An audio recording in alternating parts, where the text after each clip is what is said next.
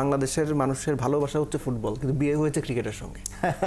At least Asian লেভেলে না নিতে পারবেন ক্রিকেটের ওই জনপ্রিয়তা যেখানে ছিল ওখানে আসবে। জনপ্রিয়তার মাপকাঠিতে যদি আপনি হিসাব করেন, সুপারস্টার বা স্টারডম বা গ্লোবাল ইভেন্টের কথা হিসাব করেন, ক্রিকেটের জন্য ফুটবলটা সেফ।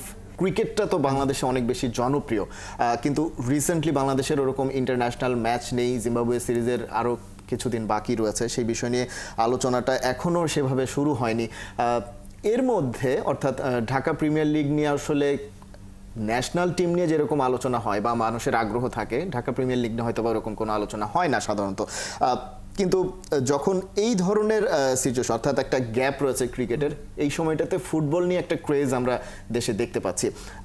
আপনার কাছে কি মনে হচ্ছে যে ফুটবলের যে ক্রেজ, হামজা চৌধুরীর যে ব্র্যান্ড ভ্যালুটা তৈরি করছেন, সেই বিষয়টা ক্রিকেটকেও এই মুহূর্তে অর্থাৎ এই টাইম স্প্যানটার জন্য কিছুটা হলো ক্রিকেটকে ছাপিয়ে গেছে?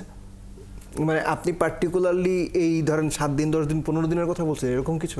ধরা যাক এই এক মাসের সময়টাতে, যে সময়টাতে আসলে ন্যাশনাল টিমের এরকম ছাপিয়ে গেছে, এটার একটা আপনার দুই দিকেই ব্যাপারটা রয়েছে। লেটস সে হামজা চৌধুরীর মতো এত বড় মানের ফুটবলার তো বাংলাদেশ ফুটবলে কখনো আসেননি। সো তার জন্য খুব আলাদা একটা চাহিদা থাকবে, দর্শকদের মধ্যে হাইপ থাকবে, অ্যাজ ইউ মেনশন, যে তার ব্র্যান্ড ভ্যালুটা কাজে লাগিয়ে। So that is absolutely correct.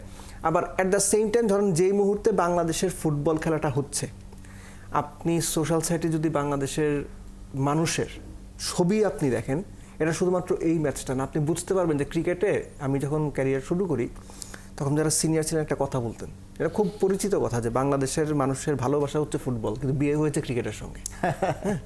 So এইটা সত্যি, বাংলাদেশের মানুষ ফুটবলটা অসম্ভব রকম পছন্দ করে। এটা হামজা চৌধুরী আজকে খেলছেন বলে একটা হাইপ ক্রিয়েট হয়েছে, এটা একটা দিক। আর ফুটবলের জন্য যে ভালোবাসার ব্যাপারটা, সেটা সম্পূর্ণ আরেকটা দিক। যেমন আমি নিজে 2022 আপনার ওয়ার্ল্ড কাপের সময় অস্ট্রেলিয়াতে হোবার্টে খেলা হচ্ছিল, বাংলাদেশের খুব গুরুত্বপূর্ণ ম্যাচ ছিল, সম্ভবত জিম্বাবুয়ের সঙ্গে। ওই সময় লিভারপুলের ম্যাচ ছিল, আমি লিভারপুল সাপোর্টার, আমি প্রেস বক্সে বসে লিভারপুলের ম্যাচ দেখতেছিলাম। আইসিসির এক ক্রিয়া ছিল, সিপোকাজিও সাউথ আফ্রিকান, মানে পুরনো পরিচিত, আমি জাস্ট রেফারেন্স হিসেবে বলছি। বসে বলে তুমি কী করো, আমি ফুটবল খেলা দেখতেছি। শি ওয়াজ বি সারপ্রাইজ, কী ব্যাপার, ওর টিমের ম্যাচ চলতে। সো জিনিসটা হচ্ছে ফুটবলের জন্য ভালোবাসাটা বাংলাদেশের মানুষের সবসময় আছে।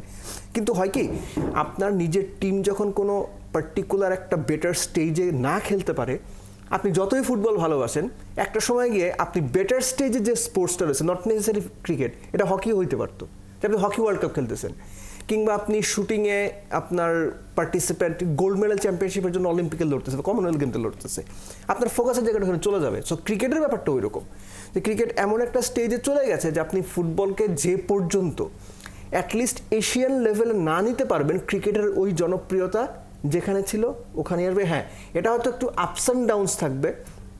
হামজার মতো আরও অনেক যে বিদেশি প্লেয়ারদের নাম শুনি, তারা যদি আস্তে আস্তে বাংলাদেশে সত্যিকার অর্থেই আসেন নেক্সট 1 year 2 yearsে, সো তারাও অ্যাকচুয়ালি যখন এনগেজ হওয়া শুরু করবেন, তখন আসলে অ্যাকচুয়ালি আপনি বাংলাদেশ যদি এশিয়ান লেভেলেও যেতে পারে, আপনি আলাদা করে জাজ করতে পারবেন যে না, বাংলাদেশের ফুটবলটা হয়তো ক্রিকেটের সঙ্গে ইকুয়ালি পাল্লা দিচ্ছে।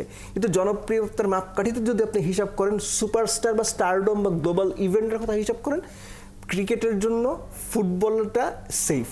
আপনার ওই মার্জিনটা এক্সিট করার কথা আমি বলছি। তো ফুটবলের জন্য ক্রিকেটকে বিট করা, এই আসলে আপাত দৃষ্টিতে আমার মনে হয় না খুব বেশি সম্ভব।